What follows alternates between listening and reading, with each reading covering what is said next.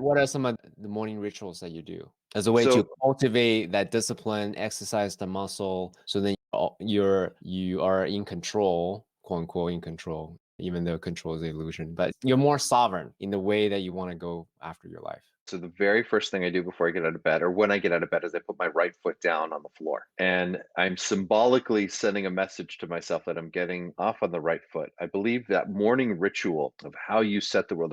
Are you hitting snooze? Are you waking up and getting out of bed right away? So all these little things add up. So the first thing I do is one, if I'm struggling with a question and if I'm struggling with needing to find an answer, sometimes what I'll do is I'll go to sleep the night before with looking for that. I'll ask myself the question with the hope that the answer will come in the morning, right? Especially an important decision. I'll wait typically about 40, a max of 48 hours in order for me to execute on an important decision. And so that starts with the nightly ritual, which sets the intention for the daily ritual. Now, if you notice, like sometimes you might go to sleep thinking, man, I'm only going to get 5 hours of sleep or 6 hours of sleep. I don't know if it's going to be enough. And because you went to sleep with that thought, you will wake up feeling exhausted. But if you wake up like, oh my gosh, I only got 5 hours of sleep that I'm going to be able to get, but I'm so pumped because I'm going to be going surfing, or I'm going to be going on a trip, or I'm going to be hanging out with a friend I haven't seen in a long time, you are going to wake up energized.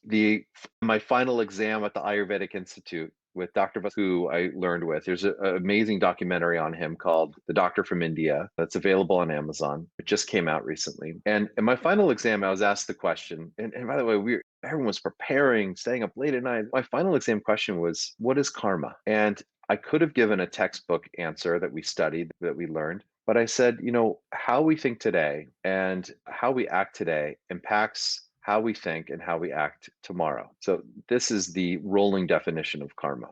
I love that. Thank you for that. Sure. And really, that ripple effect doesn't end, really. If you think about it on a Confucius said self, family, country, world, that Mm. fractal effect in how you behave in your thought process, your words, your action ripple out, honestly, intergenerationally, if you really think about it. That's the way I think about it anyway. That's Uh, what I like to believe, Totally. right? Man, if someone 100 years from now or 200 years from now is watching this podcast, and if you and I can collectively impact their lives in some way, then that energy transfer is helping to live on in deep and meaningful ways. So I hope that we can somehow make that impact together. That's one of the reasons why I'm so passionate about media and technology, because in my mind, those are highly scalable with a lot of ripple effects.